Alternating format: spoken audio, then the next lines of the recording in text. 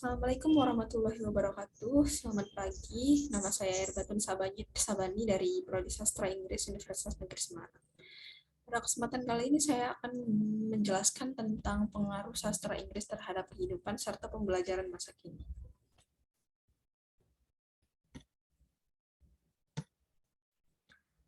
Sastra Inggris adalah sebuah pembelajaran yang berfokus pada karya literatur yang menggunakan bahasa Inggris. Ada banyak aspek yang dapat dipelajari dalam salah satu cabang studi bahasa ini, yaitu aspek internal juga eksternal. Aspek internal berfokus pada penelitian unsur intrinsik dalam karya itu sendiri, seperti tema, latar, amanat, dan lainnya. Sedangkan aspek eksternal berfokus pada unsur ekstrinsik pada karya sastra, seperti hubungannya dengan kehidupan sosial maupun kebudayaan. Karya sastra memiliki banyak pembahasan tentang kehidupan. Dengan kata lain, karya sastra adalah sebuah gambaran tentang kehidupan nyata yang tertuang dalam sebuah tulisan. Seringkali kita tidak tahu tentang masalah apa yang sedang kita hadapi serta bagaimana solusi yang tepat untuk mengatasinya. Namun biasanya karya sastra memiliki penjabaran yang jelas tentang sebuah masalah dan memberikan solusi untuk mengatasinya.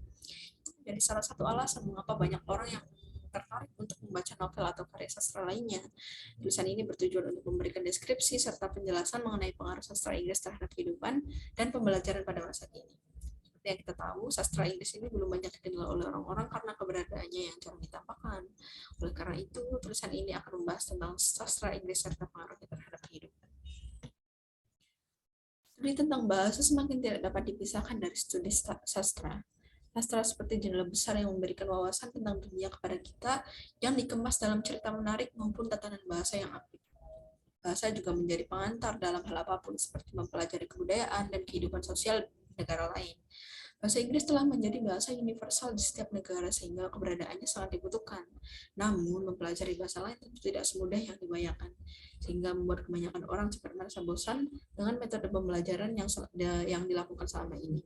Oleh karena itu, tulisan ini akan membahas tentang studi sastra Inggris yang memiliki peran terhadap perkembangan metode pembelajaran bahasa Inggris serta pengaruhnya terhadap kehidupan.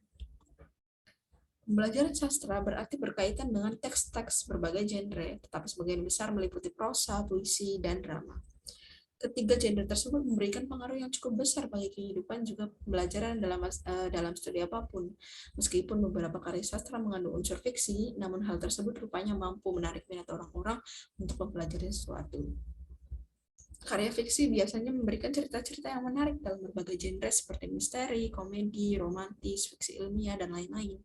Selain genre, jenis karya sastra juga mempengaruhi minat baca.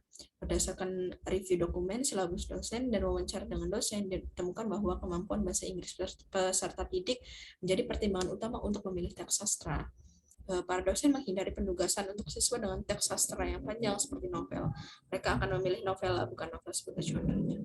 Seperti halnya film, karya sastra memiliki daya tarik tersendiri bagi beberapa orang. Ada orang yang cenderung menyukai film dan ada juga orang yang lebih memilih untuk membaca buku. Namun biasanya buku lebih memiliki banyak informasi daripada film karena dalam sebuah karya tulis bisa membuat berbagai macam hal ke dalam tulisan. Berbeda dengan sastra Indonesia, sastra Inggris tentunya memiliki karakteristik tersendiri.